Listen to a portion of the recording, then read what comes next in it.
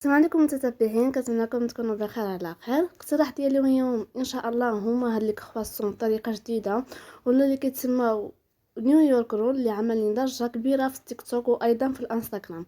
هاد نيويورك رول كيجي شي حاجه مبدله، شي حاجه جديده. كنتمنى ان شاء الله بحال الايمان يعجبكم الفيديو ديالي. دعموني بلايكات واشتركوا في القناه باقي ماشي مشترك وتفعلوا الجرس. فرجه ممتعه.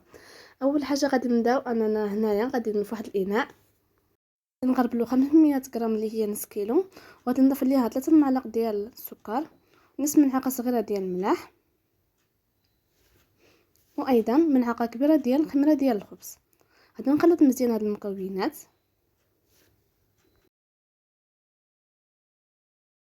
دابا انا عندي هنايا في هذا الكاس هذا عندي كاس ديال العنبه ديال الماء، وايضا كاس ديال العلبه ديال الحليب. خلطتهم مع بعضهم وضفت لهم ملعقه ديال العسل، وبديت كنضيفهم على هاد المكونات ديالي. هنا غادي نبدا نخلط العجين. بالنسبه لهاد القياس هذا كيجي مضبوط مع هذا الطحين هذا كما قلت لكم. صافي دابا انا هنايا غادي نبقى نخلط العجينه ديالي حتى تجانس لي مزيان. هنا في هذا الاثناء ملي تخلطت لي مزيان غادي نضيف عليها 2 معالق ديال الزبده. بالنسبه لهذا القوام ديال هذا العجين خصو يكون قاصح. صافي دابا هنا غادي نبقى نحاولوا تندخلوا هاد الزبده في هذا العجين ديالي وغادي ندلكوها مزيان.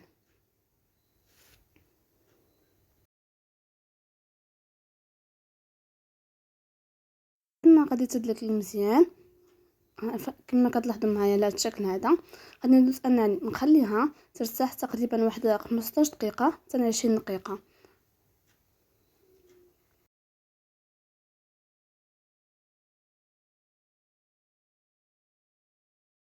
دابا هنا بعد ما ارتاحت لي ديك 15 دقيقه حتى 20 دقيقه، في سطح العامل غادي نرص شويه ديال الدقيق وغادي نبدا نطلق هاد العجين ديالي.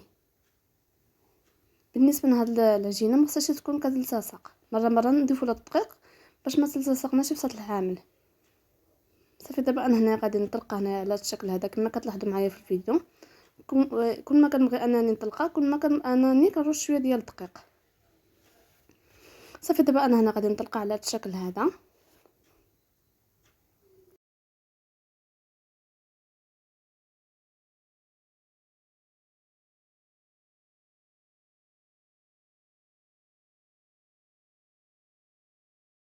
من بعد ما طلقت على الشكل هذا مره كما قلت لكم كنحاول انني نحركها باش ما كتلصقليش في سطح العامل. دابا انا هنايا جبت واحد شي حاجه باش كتنزلوا عليها على هذا الشكل هذا، ورق ديال الطهي، وغادي نغطيها بسلوفان. غادي ندخل انا هنا في المرحله هذه تبرد وغادي نورق العجين ديالي. بالنسبه للعجين ديالي انا هنا استعملت المارغرين بونا للوزن ديالها 250 غرام. غادي نطلقوها مزيان على الشكل هذا. في الاثناء العجين ديالي كون دخلتو النبيره يرتاح شي شويه. بالنسبه لهاد المرحله اللي غادي نعدل انا هنايا هي المرحله ديال التوريق، اللي معروف اننا كنعدلو العجين مورق ولا الباط فويتي. كما طلقت الزبده ديالي على هذا الشكل هذا، في هذه المرحله انا هنايا خرجت ديك العجين ديالي. هنا حاولت انني نرش شويه بالطحين باش ما يلتصق لي شي فحال دائما. وديك الزبده اللي كنت طلقتها غادي نعدلها فوق هذا العجين على الشكل هذا.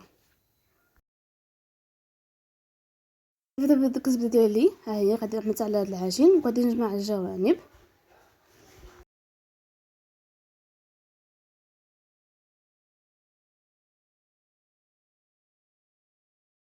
دابا انا في هذه المرحله هذه غادي نحاول انني نشد الجوانب على الشكل هذا باش ديك الزبده ديالنا ما كتخرجش. بعد ما غادي نشد الجوانب على الشكل هذا مزيان، غادي نقلب العجين ديالي وغادي نرشو دائما بالدقيق وغادي نطلق العجين ديالي. اذا لاحظتوا ان العجين ديالكم ما كيبغيش يتطلق معكم دخلوه للنبره واش كيرتاح. كما لاحظتوا معايا انا هنايا ملي بغيت انني نطلق العجين ديالي ماشي شبرت وطلق، بالعكس بحال اللي بديت كنضربو شي شويه باش ديك الزبده ما كتخرج لي شي مره واحده، كتطلق لي معايا مره واحده. صافي دابا انا هنايا غادي نبدا نطلق العجين ديالي على الشكل هذا تنطلقو مزيان باش ما يبقاش يغليظ. خصو يكون مستوي. هنا في هاد المرحله غادي نعدل له اول طيه، هي اللي طيه اللي كنقولوا لها طيه دوبل. كاين طيه دوبل وكاين سامبل. دوبل هي على الشكل هذا، والسامبل ان شاء الله في المرحله الثانيه نشوفوا كيف كتكون سامبل. صافي دابا انا هنا غادي نخلي العجين ديالي يرتاح واحد 10 دقائق ولا 15 دقيقه في النبيره وندوز انني نمرقو المره الثانيه.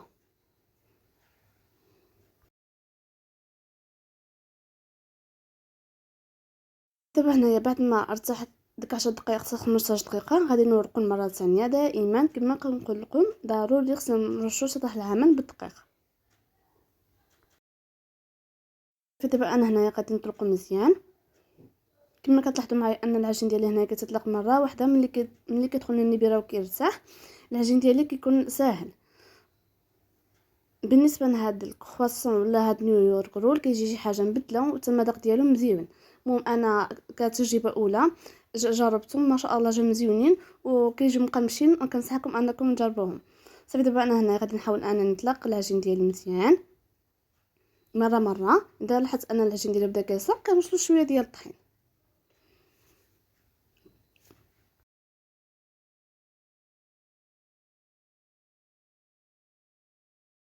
دابا انا هنا بعد ما طلقتو لهاد الشكل هذا دابا هنايا غادي نعدلو الطيه سامبل. كنت قبيله عملتكم دوبل دابا سامبل هي كنعدلهم على بعضهم عاديين. كنجيب العجين كنجمعو على بعضو. دابا انا هنايا غادي غير نلصق نحس بان العجين ساقلب بعضو. غادي ندوز انني نخليه يرتاح عاود مره ثانيه 15 دقيقه ولا 10 دقائق حتى نحسبوا ان العجين ديالنا ارتاح. بعد ما ارتاح او نفس المعمليه كنعدلوها 3 المرات ولا 4 المرات. هي كل ما هاد العجين ارتاح وتطلع كل ما كيجي هاد الكرواسون ديالها كيجي مورق بزاف.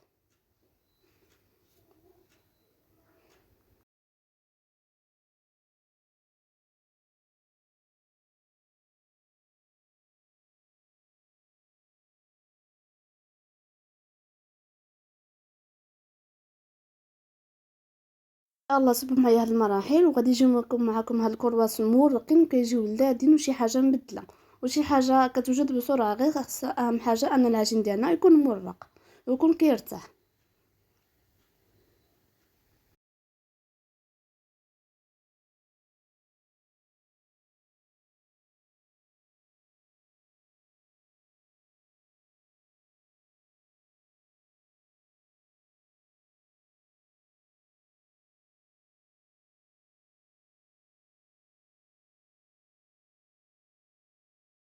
هنايا كنحاول انني نطلق العجين ديالي باش ما يبقاش غليظ وكيتطلق لي مزيان.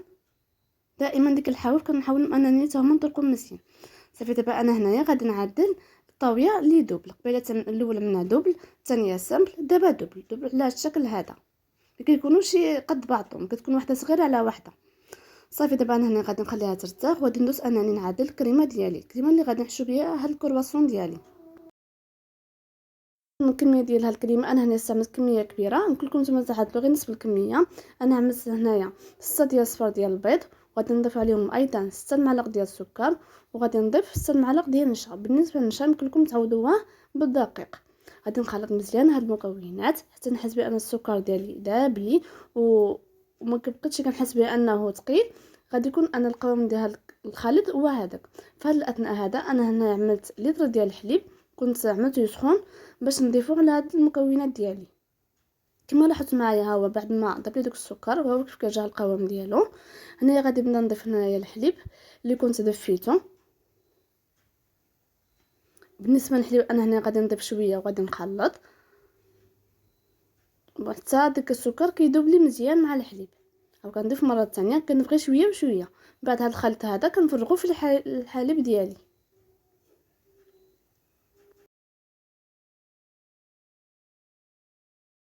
دابا انا هنا غادي ندوز داك الخليط نفرغه فوق الحليب وغادي نخلطو مزيان فوق البوطه.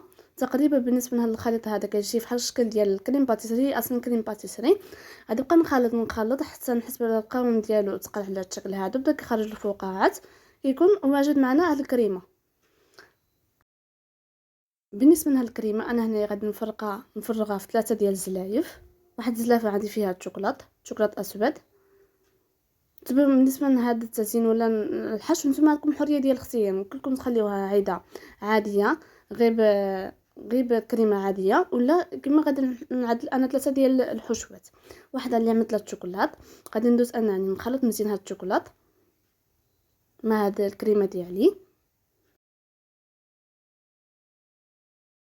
انا بعد ما خلطت ديك الشوكولات مزيان على الشكل هذا في الطاسه ولا الزلافه الثانيه غادي نضيف الفاني. غادي نسمها بالفاني. ها غادي نخلطها مزيان.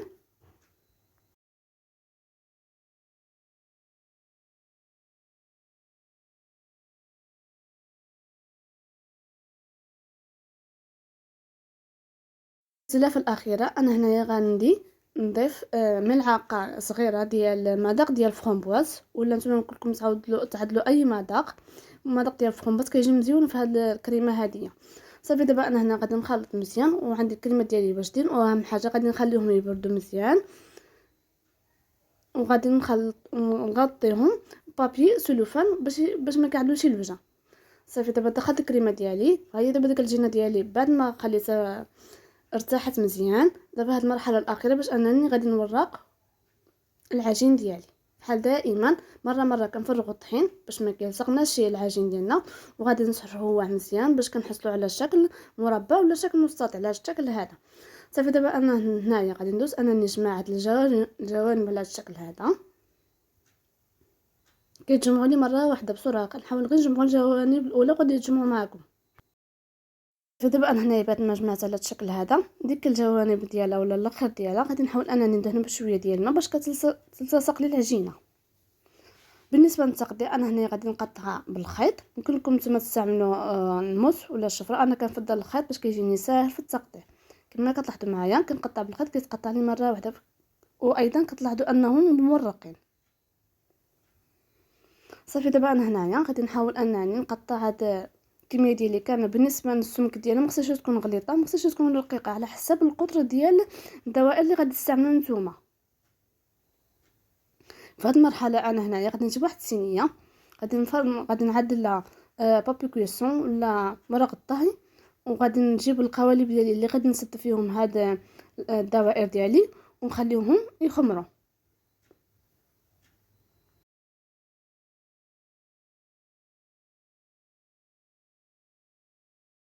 قلت لكم انا هنايا بعد ما قطعتها وساليتها، ها هما ديك لي سيركل ولا ديك الدوائر على حسب نتوما شحال القطر ديالكم. هنايا عملتهم وغادي نضيف عليهم ايضا بابي كويستون ولا ورق ديال الطهي، وغادي نضيف عليهم ايضا الصينيه باش ما كيختمرش معايا. كما كتلاحظوا معايا كنعدل صينيه فوق صينيه. دابا هنا غادي نخليهم يرتاحوا تقريبا هذاك شي ثلث ساعه حتى 20 دقيقه حتى نحسوا ان العجين ديالنا اختمر. كما لاحظتوا معايا ان العجين ديالي انا هنايا اختمر لي. غادي ندخلهم الفران تقريبا. بالنسبه للطياب ديالهم هما كيطيبوا مره واحده، تقريبا كنعدلهم في الاول يطيبوا 15 دقيقه وكنجبدوهم كنعدلهم يطيبوا من تحت. دائما ديك الصينيه كنخليها ايضا ندخل معاها الفران. صافي دابا هنا بعد ما غازت ديك 15 دقيقه هما طابوني. غادي نحاول انني نزول ديك الدوائر ولا ديك السيركل من العجين ديالي وباش نخليهم يطيبوا من الجهه الاخرى.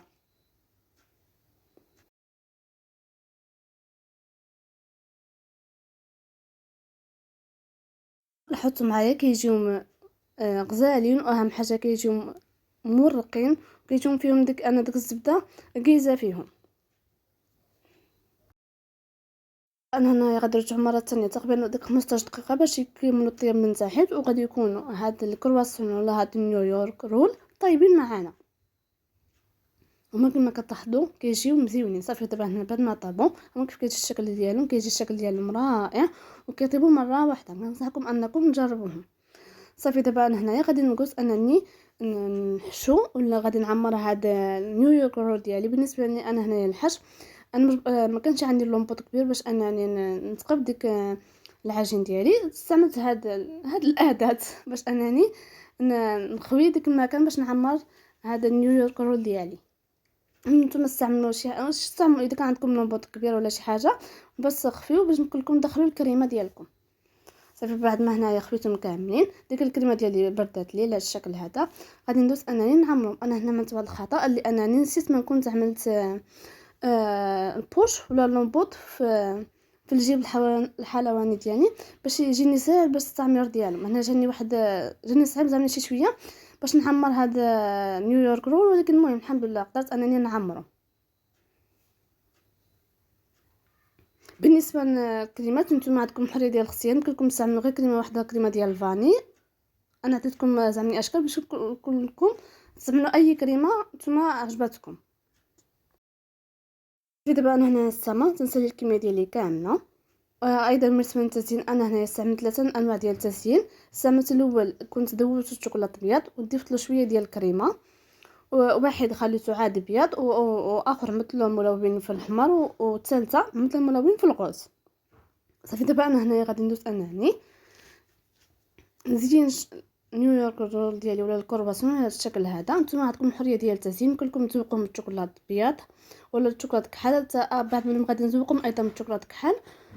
التزيين عندكم الحريه ديال الاختيار. صافي دابا انا هنايا غادي نستمر تنسالي الكميه ديالي كامله، ان شاء الله نخليكم مع الطبق ديال التقديم.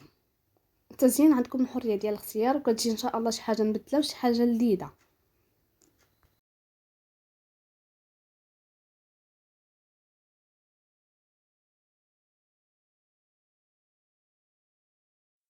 صافي دابا انا هنايا بعد ما ساليتهم هما كيف كيجي الشكل ديالهم. انا هنايا سبقتهم اللي بالشوكولاط كحال مثلهم شويه ديال الكركاع، وهادو مثلهم ديك ملونات قبيقه ملونين. كيجي الشكل ديالهم شي حاجه مبدله وشي حاجه مزيونه. هما بعد ما ساليتهم كيجي الشكل ديالهم مزيون، واهم حاجه لوغو ولا المذاق خطير. كنصحكم انكم تجربوه بصحتكم.